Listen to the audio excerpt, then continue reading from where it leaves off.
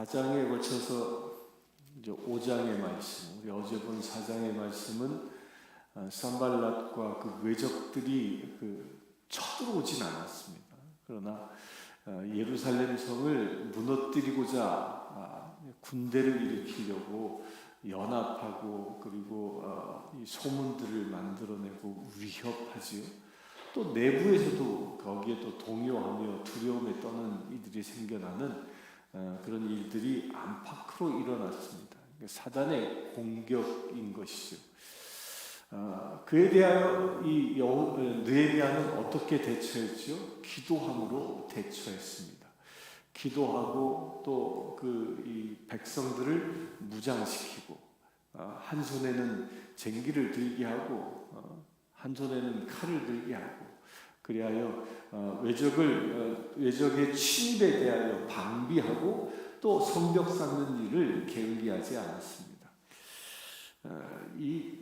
느헤미야의 이 성벽 쌓는 그 과정의 이야기, 이 이야기를요, 대한민국이 그대로 이 본을 떠서 사용한 적이 있습니다. 그게 언제냐면 박정희 대통령 때 슬로건 중에 이런 게 있었어요. 일하며 싸우고 싸우며 일하자. 혹시 기억나십니까? 이 박정희 대통령 시절에 대한뉴스 하잖아요. 거기에 옛 기록에 보면 그 배경에 꼭 건설 현장이나 산업 현장에 대통령이 시찰하잖아요. 그럼 뒤에 이렇게 꼭 써 있는 게 그 내용이에요. 일하며 싸우고 싸우며 일하자. 그게 어디서 왔나? 그러니까 이 말씀에서 온 겁니다. 이 느헤미야서의 말씀을 누군가가 느헤미야서 말씀을 읽다가 아마 영감을 받아서 그런 표를 만들지 않았나. 이게 우리가 어떻게 살아야 하는지에 대하여 분명히 얘기하는 겁니다. 우리는 세상을 지금 우리가 지금 살고 있는 것은 전쟁이 일어나는 것도 아닌데 뭘 싸워 그렇게 여길지 모르지만요, 실제 우리는 치열한 영적 전쟁터에 나와 있는 거예요. 수많은 사단 마귀들이 우리를 공격합니다. 우리의 순수한 믿음을 빼앗기 위하여 공격합니다. 나로 하여금 주저앉게 만들기 위하여 공격합니다. 나로 하여금 하나님의 일을 하지 못하도록 수많은 공격을 합니다. 그런 공격을 당하면 대부분이 어떤 반응을 해요? 알고 죽겠다. 알고 죽겠다. 오늘 5장의 말씀이 알고 죽겠다 하는 말을 이제 백성들이 그 안에서 터뜨리고 있는 얘기입니다. 어떻게 죽겠다고 얘기하냐면 5장 1절에 보면 아내와 백성들이 그들의 아내와 함께 크게 부르짖어 그들의 형제인 유다 사람들을 원망했다라고 얘기합니다. 그러니까 여기서 이제 불평들이 터져 나오기 시작했는데 이 터져 나온 불평들이 누구에게 향했냐면 같은 족속에게 향했다는 거예요.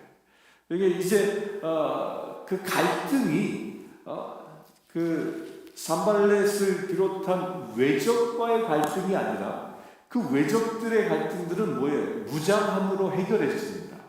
그런데 어떤 일이 생겼어요? 같은 민족끼리 이제 갈등이 생기기 시작했다는 거예요.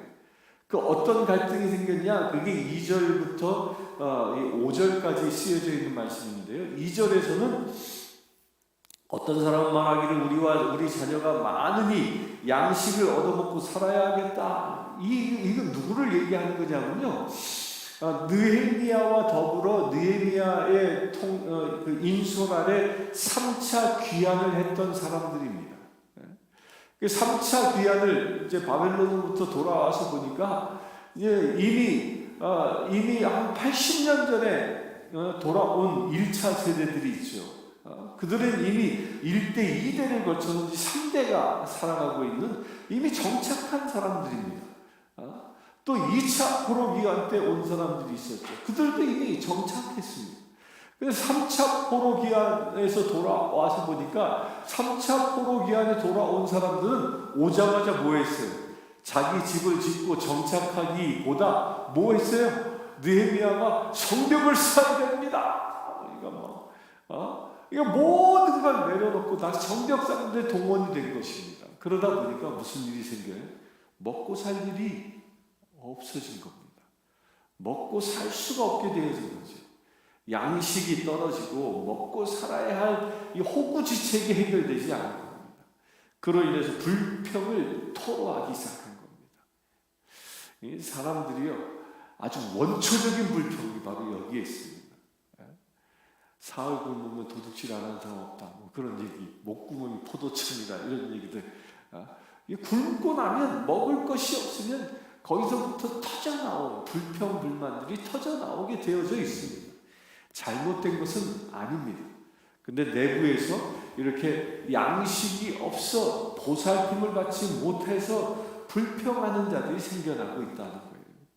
그 세 번째로는, 두 번째로는 3절에 보면 게다가 이제 우리가 밭과 포도원과 집이라도 저당 잡히고, 이 사람들은 누구예요? 이제 미리 와서 정착한 사람들이에요. 정착을 하다 보니까 자기 나름대로 밭도 만들었고 포도원도 일구었어요. 그런데 무엇이 생겼어요? 흉년이 든 거예요. 흉년이. 하필이면 성을 쌓는 그 일을 하는데 흉년이 든 겁니다. 흉년이 듣다 보니까 소출을 얻지 못하게 되고, 소출을 얻지 못하니까 자기의 이 땅을, 이 자기의 밭을 저당 잡혀서 먹고 살게 됐다는 거예요. 이건 저당 잡혔단 말은 뭐예요? 빼앗길 위기에 놓였다라는 것이요. 갚지 못하면. 또 세 번째로는 우리는 밭과 포도원으로 돈을 빚내서 왕에게 세금을 바쳤다. 이제 그렇게 된 거죠. 흉년이 드니까 소출이 없는데 황제에게 바쳐야 할 세금은 있는 거예요. 그 세금을 낼 수 없으니까 빚을 얻어서 세금을 내는 일이 생겨납니다. 그런데 5절이 중요한 거예요. 우리 육체도 우리 형제의 옥체와 같고 우리 자녀들도 그들의 자녀와 같거늘 이제 우리 자녀를 종으로 파는도다. 우리 딸 중에 벌써 종된 자가 있고 우리의 밭과 포도원이 이미 남의 것이 되었으나 우리에게는 아무런 힘이 없도다. 이게 이 이야기 뭐예요? 이 이스라엘 백성들이 우리 육체도 우리 형제의 육체와 같고 이 말은 뭐냐면 바벨론에서 포로 생활했던 종 생활했던 사람들이 이제 간신히 하나님의 은혜로 본국에 돌아왔는데, 본국에 돌아와서 보니까 그들이 먹고 살 일이 막막해져서 자기 자식을 팔아 자기 자식을 종으로 만드는 일들이 나타나기 시작했다는 거예요. 게다가 누구의 종이 된 거예요? 같은 종족의 종이 된 겁니다.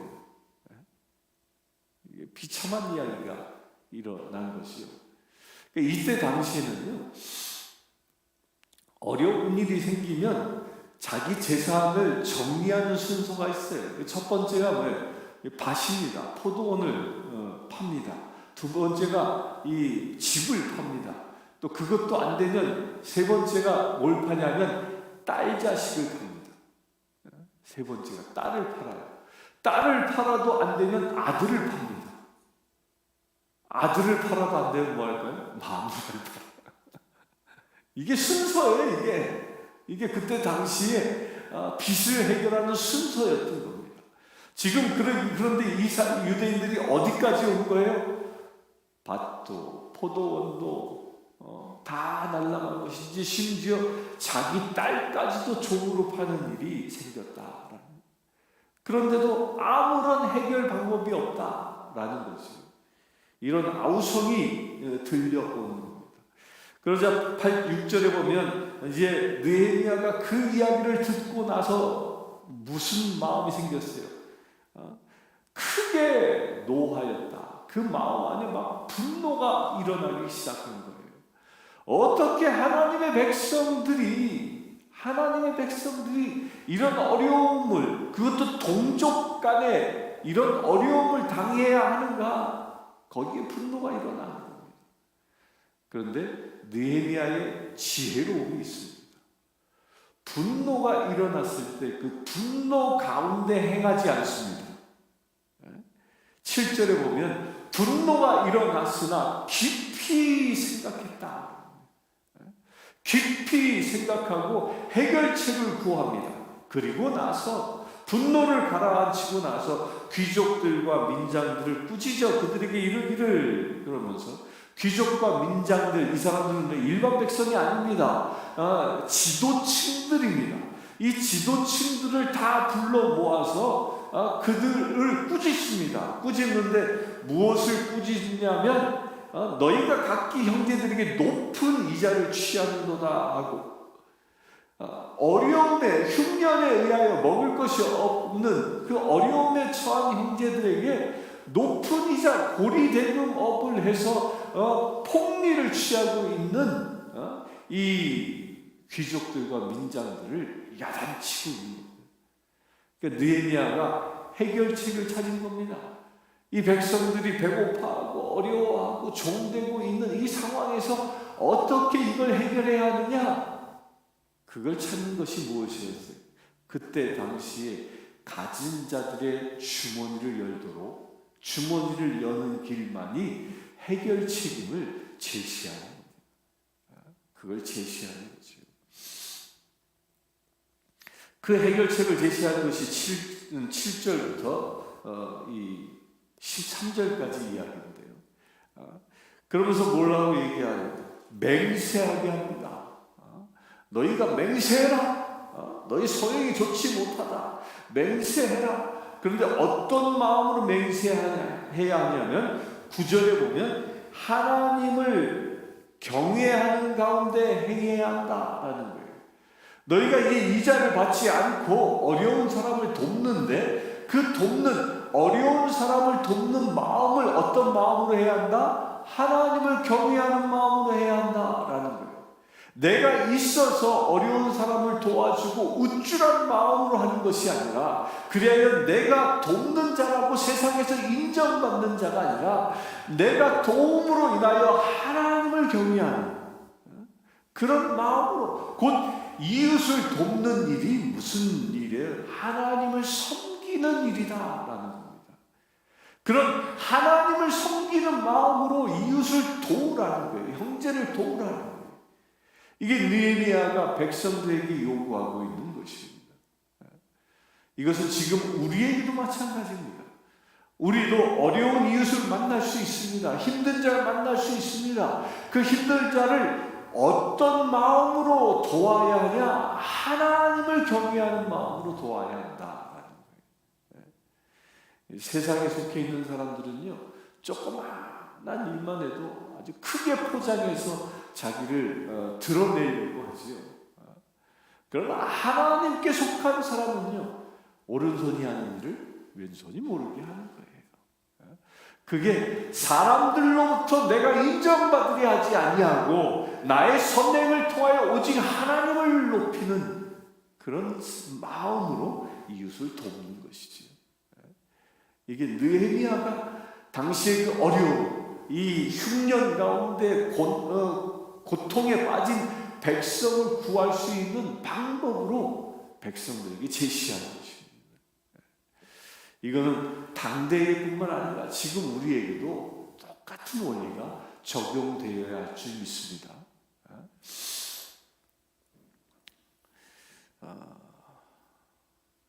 그러면서 13절에 이 느헤미야가 아주 이 모스라가 탁 박습니다. 뭐냐면 내가 옷자락을 털며 이르기를 이 말대로 행하지 아니하는 자는 모두 하나님이 또한 이와 같이 그 집과 산업에서 털어버릴 것이다. 지금 뭐 하는 거예요? 느헤미야가 퍼포먼스를 하나 하고 있어요. 겉옷을 막 터는 거야. 먼지를 털듯이. 야, 너희들 하나님 앞에 맹세하는 것을 행하지 않으면 하나님이 너희들 이렇게 다 털어버릴 거야. 이 옷에서 먼지가 털려나가듯이 다 털어버릴 거야. 그러니까 백성들이 뭐라고 대답합니까? 그러자 회중이 다 아멘 하고 여호와를 찬송하고 백성들이 그 말한 대로 행하였느니라 라고 얘기합니다. 그러니까 느헤미야의 권면에 어느 누구도 토를 나지 않았다. 그리고 부자들은 자기 주머니를 열게 되고, 그리고 자기를 높이지 않고 하나님을 높이는 놀라운 변화가 일어나기 시작했다. 그런 말을 하죠. 그 마더 데레사 수녀가 사람들이 가난하고 굶어 죽는 이유는 하나님이 축복하지 않아서가 아니라 가진 자가 베풀지 않았다라고 얘기하죠. 지금도 마찬가지입니다. 지금도 수많은 사람들이 이 어려움에 처하고 굶어 죽습니다. 실제로 아프리카에서는 가뭄과 대홍수로 인해서 수많은 사람들이 아사하고 있어요. 지금은 북한은 이 폐쇄돼서 그렇지요. 김정일 시대 때 고난의 행군 때 약 한 250만, 300만이 굶어 죽었잖아요. 지금 그러고 있대요. 지금 데이비 찬가요? 미국의 ISCIS인가 뭐 싱크탱크가 있는데 세계 정책을 연구하는 그 백악관의 한 기관이에요. 거기에 그 한국 전문가인 교포인데 이 사람이 진단을 했습니다. 이 사람이 미국이 가지고 있는 정보력으로 지금 김정일 시대 때보다 북한에서 굶어 죽어가는 사람이 훨씬 더 많다는 거예요. 어마어마한 사람들이 죽어간다는 겁니다. 그래서 이 사람이 뭐라고 예언했냐면 남북의 통일은 한순간에 일어난다. 이게 폭발할 거라는 거예요. 동독과 서독이 한순간에 통일됐잖아요. 통일 협정 맺고 이러지 않았잖아요. 한순간에 됐잖아요. 그럴 날이 곧 올 것이다라고 진단하는 거죠. 근데 왜 그렇게 죽어갑니까? 죽어가는 이유는 딴 데 있지 않습니다. 가진 자가 베풀지 않았기 때문에.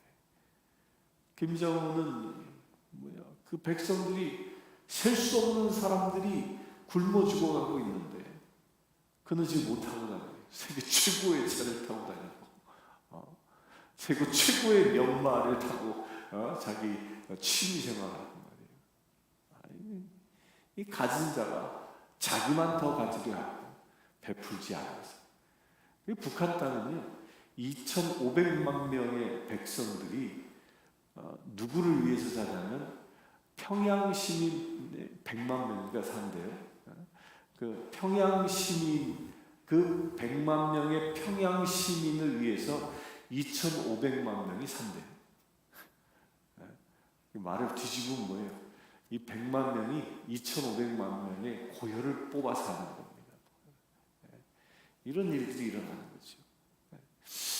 무엇 때문에? 가진 자가 베풀지 않고 더 취하려고 하기 때문에. 온 세계도 마찬가지입니다. 미국 땅도 우리 미국에 사는 것이 축복이기도 하지만요. 우리가 아주 조심해야 할 것이 있어요. 우리 미국 생활은 너무 많이 버려. 버리는 게 너무 많아.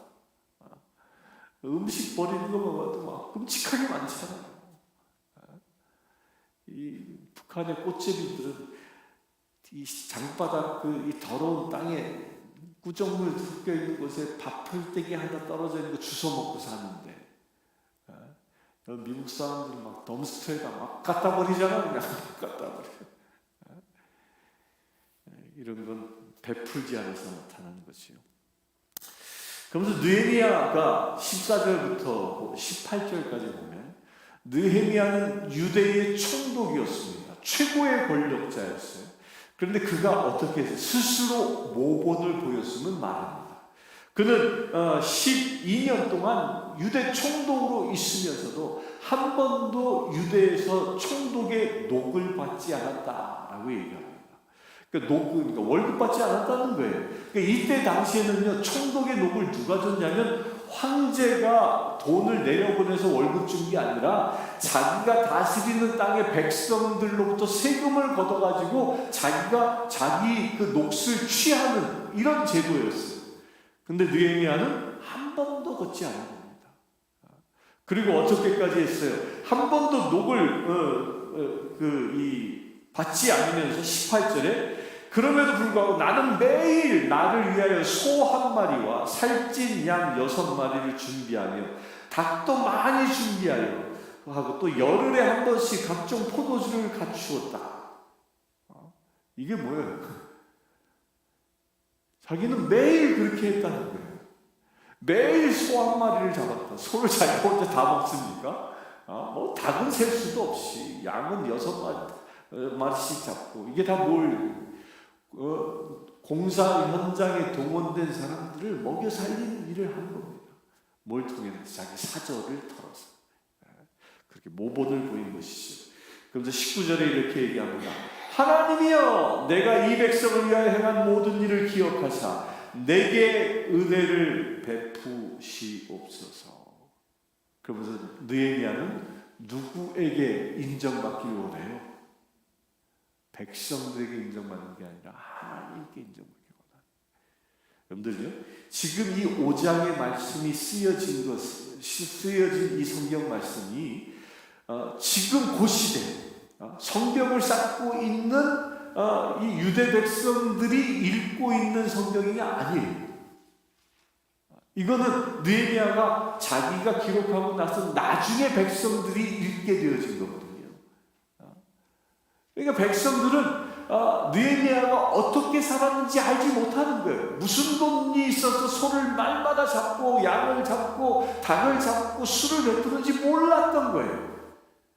근데 누구에게만 이 이야기를 하는 거예요? 하나님에게만 하는 거예요. 우리가 누구를 돕고 선한 일을 하면 누구 앞에서만 해야 하는 거예요?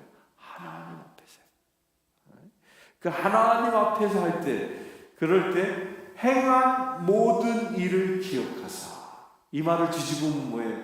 우리가 하나님의 말씀으로 오른손이 하는 일을 왼손이 모르게 행하면 누가 기억하신다고요? 하나님이 기억하시는 거예요. 우리는 거기에 만족할 수 있어야 하는 겁니다. 근데 세상에 속한 사람들은 누가 기억해 주길 원해요? 사람이 기억해 주길 원하는 거예요. 사람이. 인사받기 원하고 조그만큼 베풀면 거기에 대하여 감사 인사받기 원하고. 그러나 우리 그리스도인들은 누가 기억해 주길 원합니까? 하나님. 그래서 예수님이 뭐라고 했어요? 너희는 이미 받을 상을 다 받았다. 사람들로부터 인정받고 칭찬받은 것은 받을 상을 다 받은 것이. 그러나 하나님만 기억하고 하나님만 인정하시면 우리가 하늘에 받을 상이 큰 것입니다.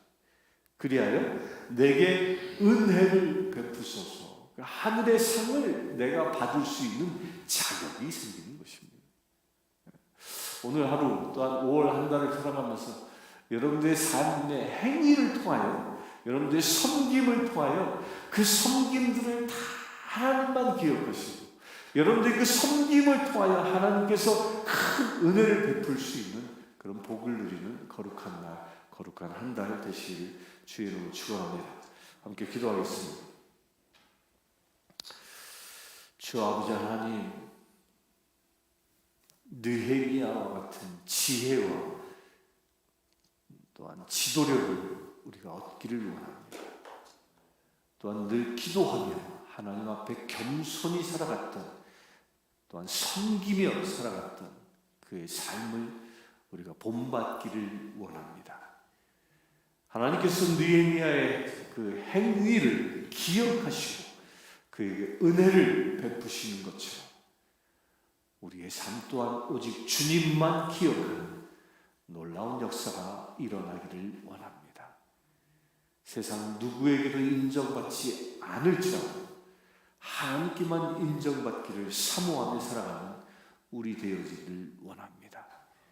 그래요, 주님, 우리의 삶을 통하여 하나님의 크신 은혜가 강물처럼 흘러가는 놀라운 역사가 일어나게 하여 주시옵소서. 우리 주 예수 그리스도의 이름으로 기도하옵나이다. 아멘. 찬송가 428장